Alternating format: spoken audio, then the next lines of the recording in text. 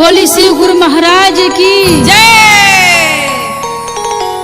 कथा में आनंद जब भी आवेला जबकि पूरा कथा सुनल जाला। त कथा कैसे बा? कैसे बा हो? एगो धोबी और एगो धोबिन रहेलो।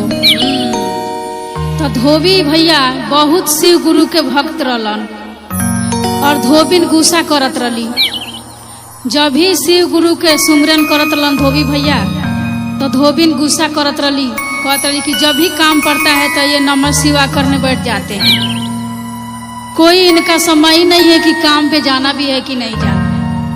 तभी वो सुनते नहीं थे, अपना जाप उप करके गुरु जी का, तभी वो काम पर निकलते थे। ऐसा ही लुगा वो लोग धोते थे, गांव में गृहस्थ में सबके लुगा लाला के धो रहे थे दोनों जाने। तो शिव गुरु हमारे पार्वती जी रास्ते से जा रहे थे और वो लोग उसी रास्ते से आ रहे थे लुगा धोने के लिए लेके। तो पार्वती जी बोली हमारे भोलेनाथ जी से कि हे गुरु जी, आप तो भरले के भरते हैं और जरले को जाते हैं। ये लोग कितने दिन से एक लुगा धो रहे हैं, अपना रोजी रोटी चला रहे हैं। तो थोड़ा इन लोगों पर दया कर दीजिए ना आप। ये लोग भी थोड़ा अमीर बन जाते, पैसे वाले, तो इनका भी जिंदगी संवर जाता। तो भोला जी बोले कि चलो, औरत जात अबला होती है, तुम्हें क्या समझ है, किसको क्या देना है और कितना देना है वो मुझे पता है ना। फिर पार्वती जी बोली कि कुछ भी कहिए आप, लेकिन जरूर उन लोग से पूछिए एक बार कि क्या मांगते हो। तो वो बोले कि मटिया तो रहे थे भोलेनाथ जी, लेकिन फिर बोले कि चलो एक बार पार्वती जी की बात मान ही लेता हूँ। तो दोनों जाने जा रहे थे लुगा धोने, तो रास्ते में मिले भोलेनाथ जी। तो नमः शिवाय करते धोबी हम हर काम करते थे। तो जब ये रास्ते में अपना रूप बदल के पार्वती जी और भोलेनाथ जी मिले, तो भोलेनाथ जी बोले धोबी से कि तुम इस रोजी रोटी से कितना कमा लेते हो? तो धोबी भैया बोले कि जितना वक्त कमा लेता हूँ अपना खाने पीने लायक कमा लेता हूँ, तो कुछ भी मांगो मुझसे, भोलेनाथ जी बोले।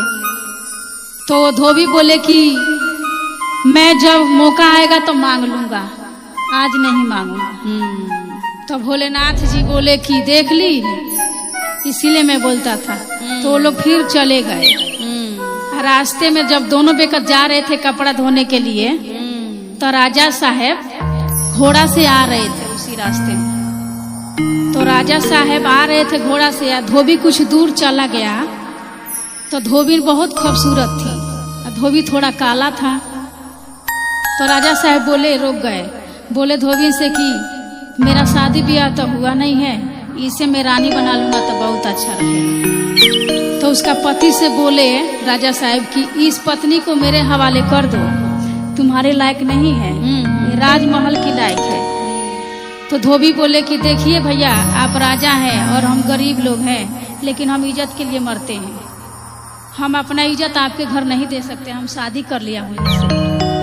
धोबी चले गए कह के। लेकिन अब राजा साहब सोचे कि औरत तो अबला जात है, इसे किसी तरह बहला फुसला के अपना जाल में फंसा लेता हूँ कि ये जरूर राजी हो जाएगी शादी के लिए।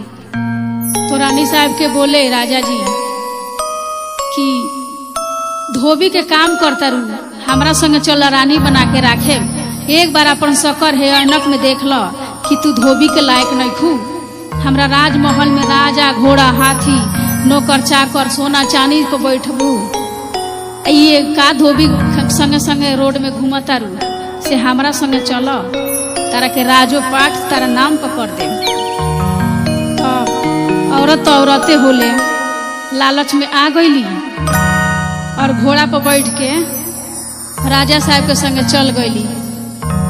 और धोबी रोए लगलन कि हे शिव गुरु, देख ली इ नतीजा, माना कैले के बाद भी लालची औरत हमरा के धोखा दे के चल गई।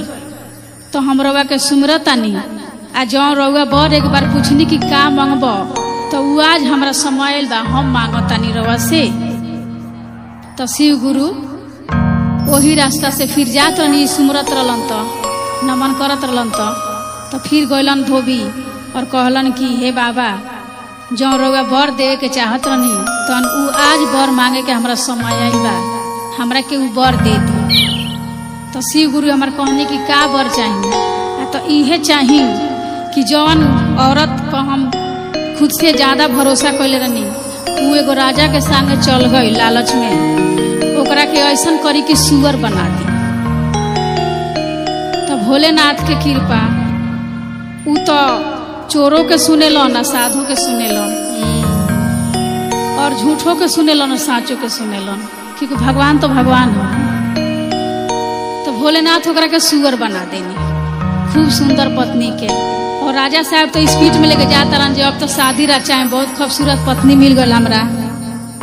जब लेके गइलन द्वार पर राजा साहब घोड़ा के और पीछा सुअर बैठल बिया, तो सारा नौकर चाकर रोक के कहता गेट खोलता रोकता, राजा साहब पीछा का बैठा के लेके चला होता जय कहाए के राजा और सुअर पीछा बैठा ले बनी। तो राजा साहब कहता नहीं कि ज्यादा बोलना लोग तो तलवार काट देंगे गाला। देख रहे हो ना, राजा के एगो जवान लड़ा रहे हो, रानी साहब के लेके आ रहे हो, शादी की तैयारी करो। तो दूसरा नौकर बोला कि रानी लेके आ रहे हैं कि सुअर लेके आ रहे हैं। तो राजा साहब फिर गुस्सा हो गए कि जे ज्यादा बोले ना तो वही कह रहा हूँ कि उसका कहा वो तुम्हारा भी कर दूंगा। तो वो बोला कि ठीक है राजा साहब अभी मेरे गाला काट दीजिए, लेकिन एक बार आप पलट के देखिए कि आप क्या बैठा के लेके आ रहे हैं। तो राजा साहब उतरे घोड़ा से और देखे कि सच में सुअर बैठी है मेरे पीछे। तो लात मार के राजा साहब उसको गिरा दिए नीचे। और अब ये सुअर जोन में आ गई तो बोलेगी कैसे। अब अपना मन में रो रही है, सूंघ सूंघ के जा रही है अपने पति के पास। तो कह रही है कि मैं ऐसे ऐसे हो गई, गलती माफ कर दो, अब से नहीं होगा गलती। लेकिन वो पति तो उसका समझ में भाषा आ नहीं रहा है। जो जानवर बन जाता है इंसान थोड़ी समझेगा कि क्या बोल रही है, कैसे कैसे जा रही है। लेकिन जब जब उसका पति नमः शिवाय बोलता था ना, तो ये उसके पास बैठ के सुनती थी। इतना उसने अच्छा काम किया था। तो ये बोली थी कि हे शिव गुरु, हम तो बहुत जलते थे आपके नमः शिवाय से, लेकिन इतना सुमीर रही हूँ कि आप मुझे जैसे थी वैसे बना दीजिए, हमसे गलती कभी नहीं होगा अब जिंदगी में। एक बार मैं जरूर आपके नमन सुनी हूँ, गलती से भी सुनी हूँ, लेकिन सुनी हूँ जरूर। मेरा पति जब करते थे तो पहले बार जिंदगी में गलती करी हूँ, तो मुझे फिर से आदमी बना दीजिए हे शिव गुरु। तो पार्वती जी बोली कि सुन रहे हैं ना भोलेनाथ जी। तो भोलेनाथ सुने कि हाँ मैं तो सुन रहा हूँ, लेकिन मैं जो लीला देखता हूँ तो तुम उस पर विश्वास नहीं करती हो, बार बार बीच में टांग लड़ा देती हो कि कर दीजिए शिव, कर दीजिए, देखिए उसका नतीजा। तो बोली कि चलिए भोलेनाथ, एक बार तो गलती हर इंसान से होता है ना, तो उसी तरह धोबिन के भी माफ कर दीजिए आप। तो भोलेनाथ बोले कि ठीक है। जब भोलेनाथ फिर सुमरली नमः शिवाय के जाप कैली, तो फिर भोलेनाथ आदमी बना दिलन, जेंग रहली बना दिलन। तो दोनों पति पत्नी फिर जौन रोजी रोटी रहे रोजी रोटी अपने अपना लाग गई लो।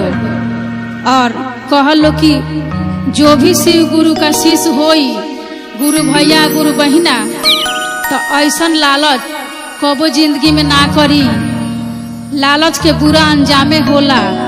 बहुत बढ़िया संदेश बा। शिव गुरु के चरणों में कोटि कोटि प्रणाम, माँ भवानी के चरणों में प्रणाम। लालची औरत के ये रहे कथा, लालच जिंदगी में कबो मत करम लोग। बोली हर हर महादेव की।